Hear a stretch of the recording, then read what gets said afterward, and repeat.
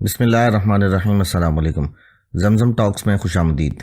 2024 کے عام انتخابات اور ان کے نتائج کو مسترد کر دیا ہے۔ ووٹ عوام کا حق ہے۔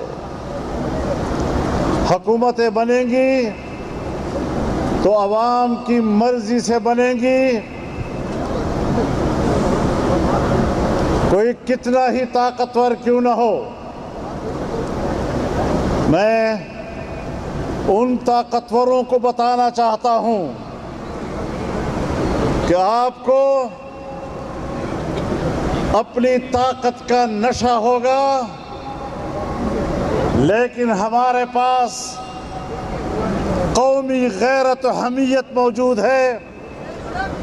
ہم تمہاری طاقت کو جوتے کی نوک پر رکھتے ہیں اور علل اعلان کہتے ہیں کہ ہم دنیا میں بھی اور پاکستان میں بھی کسی طاقتور کی غلامی کو قبول کرنے کے لیے تیار نہیں ہیں۔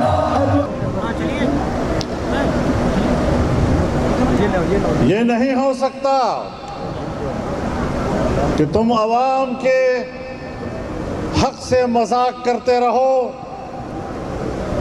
عام شہری کا مذاق اڑاتے رہو اور اپنے بڑے بڑے محلات میں ٹانگ پہ ٹانگ ڈال کر یہ کہتے رہو کہ ان کی کیا حیثیت ہے، ان کے ووٹ کی کیا حیثیت ہے۔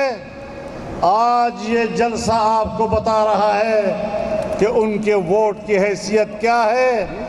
ان اسمبلیوں کو ہم اسٹیبلشمنٹ کی اسمبلیاں کہتے ہیں۔ یہ عوام کی نمائندہ نہیں اور نہ ہم ان کو عوام کا نمائندہ ادارہ تسلیم کرنے کو تیار ہے۔ لہذا اب ہم نے چلنا ہے، ہم نے آگے سفر کرنا ہے۔ ہمت ہے یا تھک گئے ہو؟ اس سفر میں اگر جیل آئے تو بھریں گے، اور جیل سے آگے اگر قبر کا مرحلہ آئے گا تو اس مرحلے کو بھی انتہائی خندہ پیشانی کے ساتھ قبول کریں گے۔ قائد قائد تیرا ایک اشارہ، حاضر حاضر خون ہمارا۔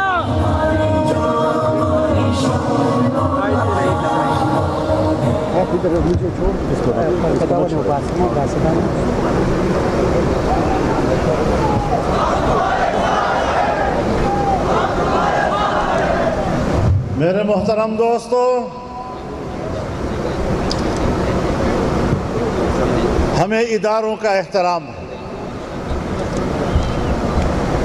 ہم پارلیمنٹ کو عوام کا نمائندہ ادارہ سمجھتے ہیں، لیکن اس میں عوام کے نمائندے ہونے چاہیے، اس میں جاسوسی اداروں کے نمائندے نہیں ہونے چاہیے۔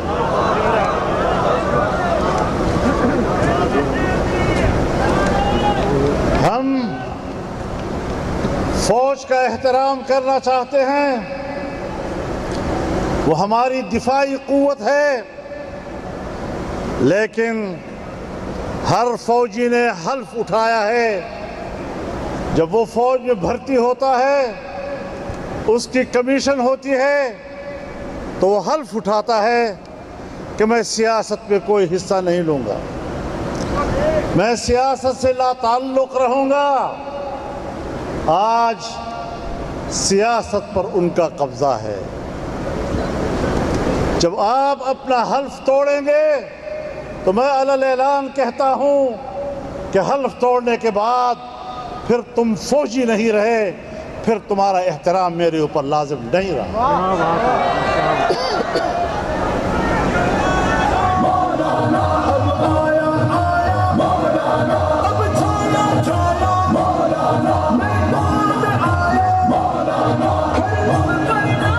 میرے محترم دوستو،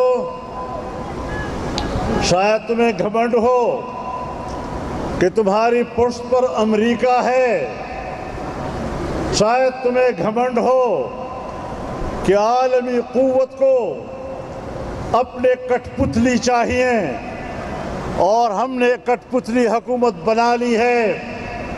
میں واضح کر دینا چاہتا ہوں کہ جن پر تمہیں گھمنڈ ہے، پرسوں افغانستان سے تم دبا کر بھاگا ہے۔ اگر افغان قوم ان کو بھگا سکتی ہے اپنی سرزمین سے، تو پاکستانی قوم بھی ان کو اپنی سرزمین سے بھگا سکتی ہے۔ نعرہ تکبیر!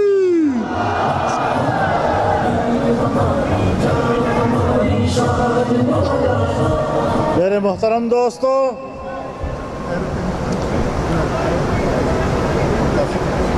اس ملک کو بنانے میں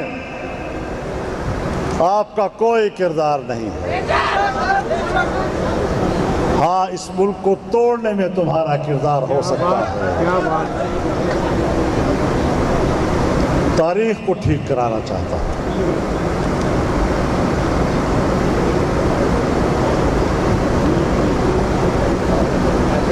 ذرا تاریخ کے اوراق کو پلٹیے اور ان اجتماعات کو روایتی اجتماع مت سمجھیے۔ یہ لوگ صرف ایک جلسہ کرنے کے لیے اکٹھے نہیں ہوئے، یہ انقلابی جذبے کے ساتھ اکٹھا ہیں اور سیاسی میدان میں آپ کا مقابلہ کرنا چاہتے ہیں، اور سیاسی میدان میں آپ کا مقابلہ کرنا جانتے بھی ہیں۔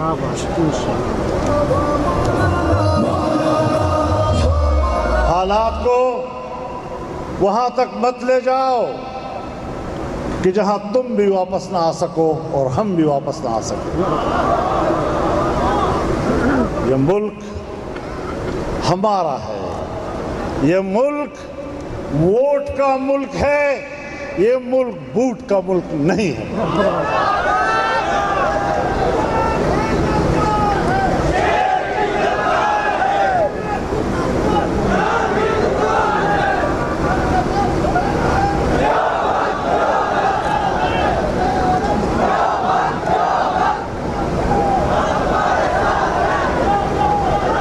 ایک زمانہ تھا جنرل مشرف پاکستان کے ڈکٹیٹر تھے۔ ایک دفعہ مجھے کہنے لگے کہ مولانا صاحب مان جاؤ نا، امریکہ آقا ہے، ہم ان کے غلام ہیں نا۔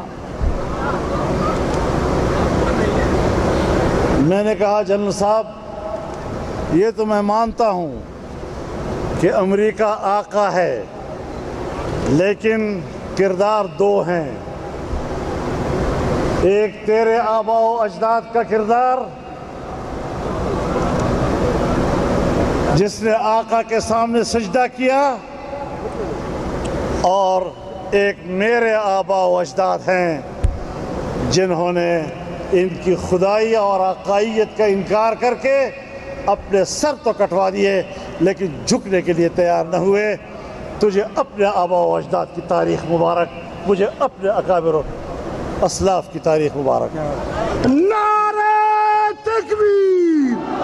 للکار ہے، للکار ہے، للکار ہے، للکار ہے۔ میرے محترم دوستو،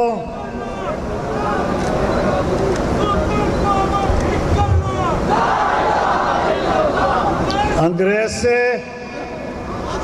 آزادی حاصل ہی ہوئی، انگریز سے آزادی تم نے حاصل نہیں کی۔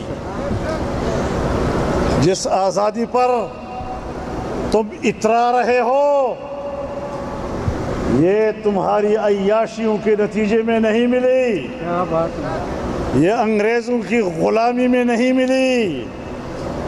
150 سال سے زیادہ عرصہ میرے اکابر و اسلاف کا خون بہتا رہا، ان کے سر کٹتے رہے، وہ سولیوں چڑھتے رہے، تب تمہیں آج کا دن انجام میں ملا ہے اور نتیجے میں ملا ہے، ورنہ تم نے تو ہمیں غلام بنا رکھا ہے۔ سو اگر ہم 100 سال انگریز سے لڑ سکتے ہیں तो अंग्रेज के बचूंगड़ों से भी लड़ सकते हैं। वाह मौलाना वाह, वाह खैर वाह। बस एक आपको थोड़ा सा हौसले की जरूरत होगी, हिम्मत नहीं हारनी। पार्लियामेंट की तरफ मत देखो कि वहाँ कितने लोग बैठे हैं और कितने नहीं, इस मैदान में देखो कौन बैठा है और कितने बैठे हैं। बहुत खूब। मेरे मोहतरम दोस्तों, जो मुल्क हमने ला इलाहा इल्लल्लाह की बुनियाद पर हासिल किया, यही एक ही कुव्वत है पाकिस्तान में जो ला इलाहा इल्लल्लाह के सामने रुकावट है, जिसने 75 साल में इस मुल्क को इस्लामी मुल्क बनाने में सियासतदानों के किरदार का रास्ता रोका है, जिन्होंने सिर्फ इसीलिए अपनी मर्जी के पार्लियामेंट बनाए हैं और अपनी मर्जी के लोगों से पार्लियामेंट को भर देते हैं कि उनको कुरान और सुन्नत से कोई दिलचस्पी ही नहीं।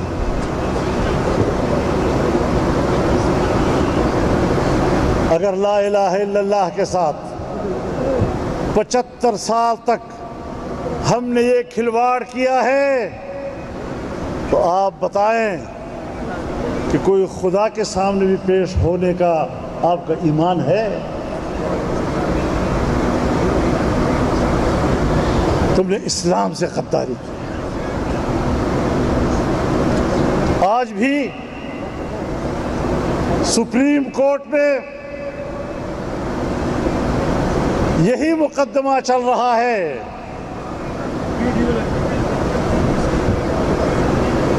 कि पाकिस्तान में कादियानियों हो, जो भी हो, खुले बंदों उनको अपने अकायद के प्रचार करने की इजाज़त है। हमने इस फैसले को चैलेंज किया है।